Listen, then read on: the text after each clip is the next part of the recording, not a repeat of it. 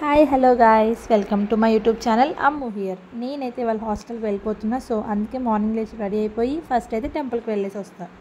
హాస్టల్కి వెళ్ళిపోతున్నాను ఎగ్జైట్మెంట్లో. మా మమ్మీకి నేను టిఫిన్ చేసే గ్యాప్ కూడా ఇవ్వలేదు. సో బయట నుంచి ఇడ్లీ తెచ్చుకొని ఇడ్లీ తినేస్తున్నా.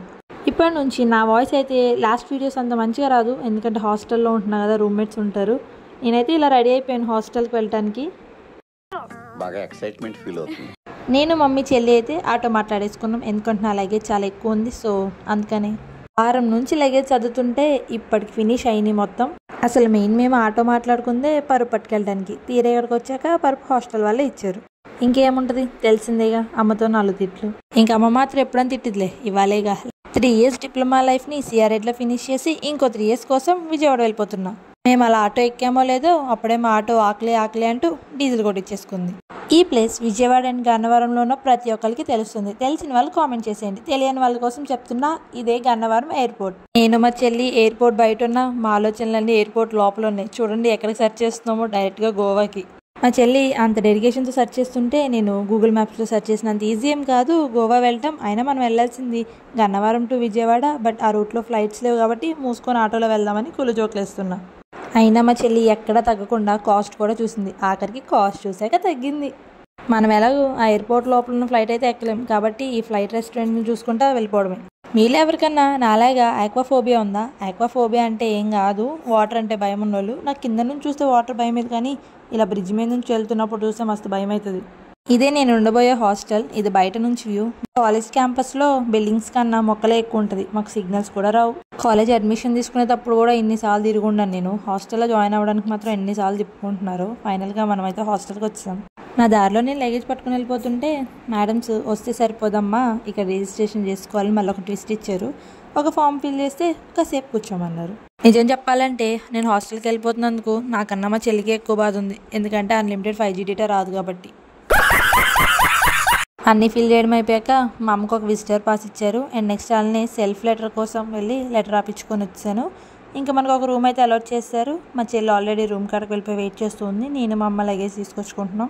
ఫస్ట్ అయితే నా రూమ్ టూర్ చూసేయండి. అలా ఎంటర్ అవ్వగానే మనకి ఒక బీర్వా అండ్ అలానే స్టడీ టేబుల్ విత్ 4 చైర్స్ ఉంటుంది. నెక్స్ట్ ఇట్ సైడ్ ఏమో 4 బెడ్స్ ఉంటాయి. దానికి ఇటు సైడ్ 3 కబోర్డ్స్ ఉంటాయి. నేనైతే బీర్వా చూస్ చేసుకున్నాను. కబోర్డ్స్ కన్నా బీర్వా చాలా స్పేషియస్గా ఉందని ఫస్ట్ వచ్చేసి బీర్వా తీసేసుకున్నాను.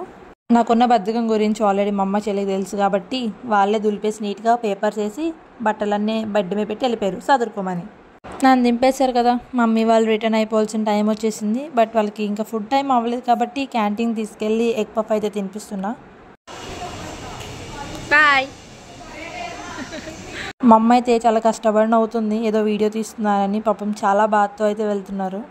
చెల్లి మెస్ చూపిమంటే మెస్ దగ్గర తీసుకొచ్చి మెస్ చూపించాను. ఐటమ్స్ అన్నీ చదివి నీలాంటి వాళ్ళకి అవసరం కాదనుకుంటలే, ఇవన్నీ నువ్వు తినవు కదా అంటుంది. బాయ్ చెప్పు. Bye bye Tata. మమ్మీ వాళ్ళని అయితే పంపించేసాం. అక్కడ కొంచెం బాధగా ఉంది అలా వెళ్ళిపోయేందుకు, బట్ తప్పదు కదా. మనమైతే ఇప్పుడు మన రూమ్లోకి వెళ్ళిపోతాం. ఇంకేం చేస్తాం, వెళ్ళి తిని పడుకోవడమే. ఎలాగో మనకు కాలేజ్ ఎల్లుండి ఉండిద్ది, అప్పటి వరకు రూమ్లో పడుకోండి. సో ఏం చేయలేం. రిమోట్ ఇచ్చేదాకా ఫ్యాన్తో అడ్జస్ట్ అవ్వడమే. పెట్టేస్తున్నాయి ఆల్రెడీ నాకు.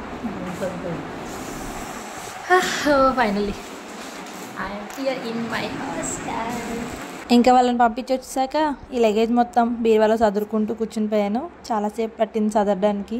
ఫైనల్ లుక్ అయితే చూసేయండి.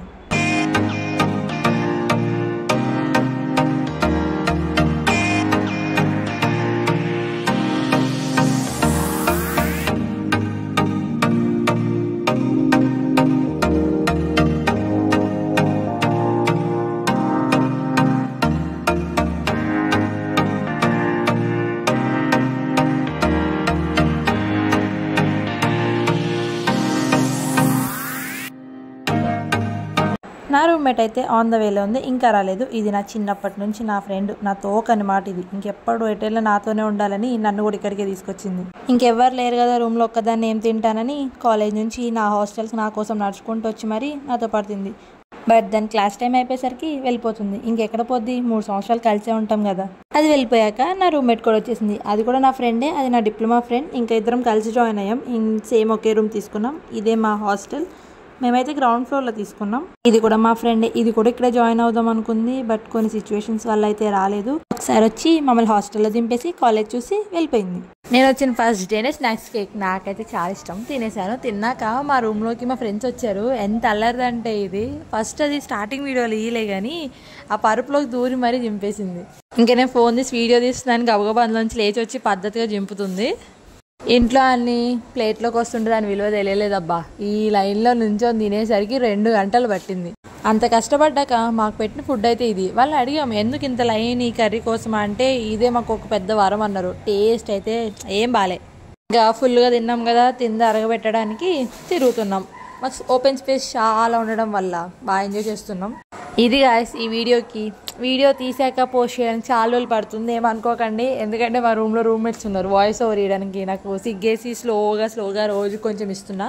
సో మీరైతే కొత్తగా ఛానల్ చూసే వాళ్ళందరూ సబ్స్క్రైబ్ చేసుకోండి. ఇంకా ఇలాంటి వీడియోస్ హాస్టల్ కాలేజ్కి సంబంధించి చాలా పెడుతుంటా, అందరూ ఖచ్చితంగా ఫాలో చేయండి, సబ్స్క్రైబ్ చేసుకోండి. Bye guys.